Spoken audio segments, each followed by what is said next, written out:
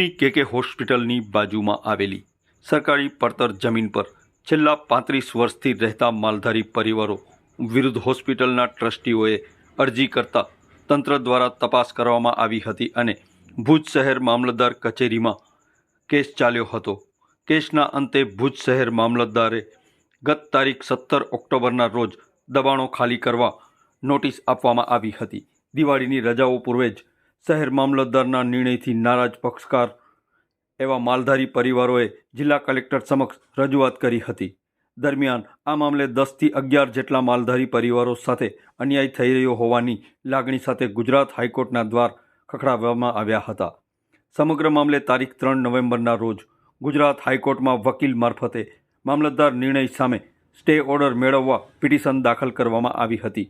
જે પિટિશનનો નિર્ણય હાલમાં પેન્ડિંગ અને સુનાવણી પર હોવા છતાં આજે ભુજ શહેર મામલતદાર પોલીસ બંદોબસ્ત સાથે સાંજના સમયે પહોંચ્યા હતા અને એક મકાન તોડી પાડવામાં આવતા સમગ્ર મામલે ગુજરાત હાઈકોર્ટના વકીલનું ધ્યાન દોરવામાં આવ્યું હતું.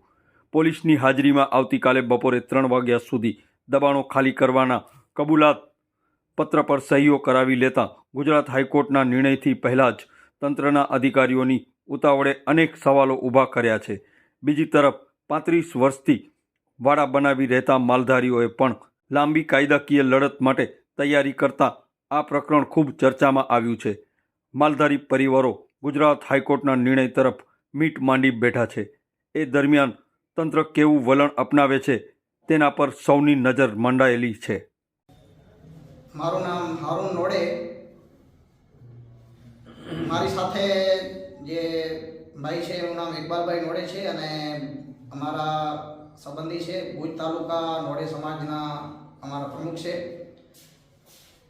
કે પટેલ હોસ્પિટલની બાજુમાં તેઓ છેલ્લા 35 વર્ષથી વસવાટ કરે છે અને તેમની સાથે 10થી 11 જેટલા બીજા પરિવારો પણ અહીં રહે છે.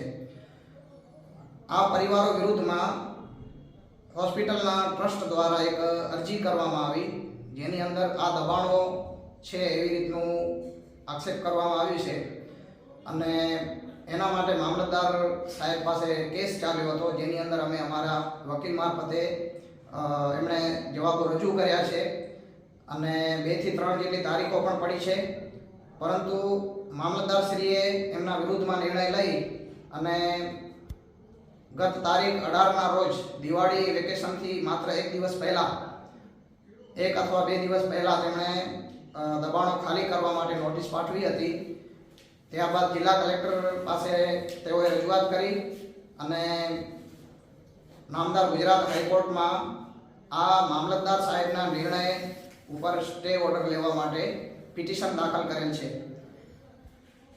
ગત તારીખ 3/11ના રોજ ગુજરાત હાઈકોર્ટમાં આ કેસ સંદર્ભે પિટિશન જે છે સબમિટ થઈ ગઈ છે અને અમારા વકીલ દ્વારા એવું જણાવવામાં આવ્યું છે કે આ કેસ અત્યારે હિયરિંગ ઉપર છે નામદાર ગુજરાત હાઈકોર્ટમાં.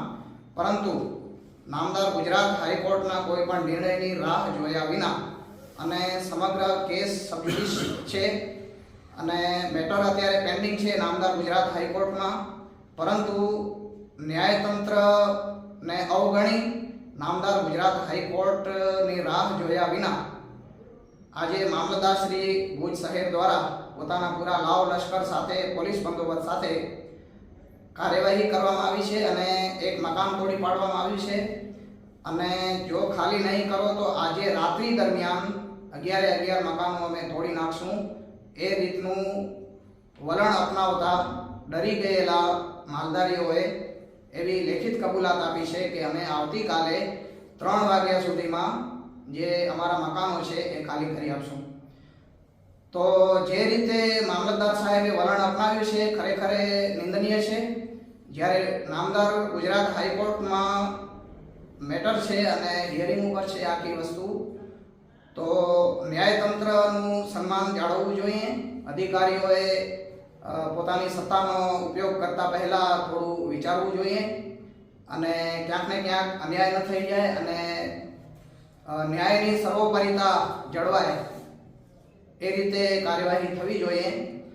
અને આ રીતે અમારી અપીલ છે વહીવટી તંત્રના અધિકારીઓને કે નામદાર ગુજરાત હાઈકોર્ટમાં જ્યારે મેટર પેન્ડિંગ છે અને હિયરિંગ ઉપર છે તો ઉતાવળ કરવાના બદલે છેલ્લા 35 વર્ષથી જ્યારે આ પરિવારો અહીં રહે જ છે, એમની પાસે સગવડો છે અને ગ્રામ પંચાયત લેવલે સુવિધાઓ પણ લીધેલી છે અને માલધારી પછાત વર્ગના લોકો છે જેમનું ગુજરાન પશુઓ ઉપર નિર્ભર છે અને પશુઓ ચરાવવા માટે સીમાડાની જરૂર હોય અને આજે સીમાડો ક્યાંય બચ્યો નથી, ત્યારે આવી સરકારી પડતર અથવા જે જમીનો છે ગામતળની એ જમીનો એમના માટે આશીર્વાદરૂપ હોય છે. પોતાના ગુજરાન માટે કોઈને કોઈ નડતર નથી, કોઈ અડચણ નથી અને કોઈ પણ કાયદો વ્યવસ્થાની રીતે પણ કોઈ પ્રશ્ન ઊભો થાય એવું પણ નથી. આમ છતાં એક તરફી નિર્ણય જે મામલતદાર સાહેબે લીધેલો છે એનાથી નારાજ થઈ અને આ પરિવારોએ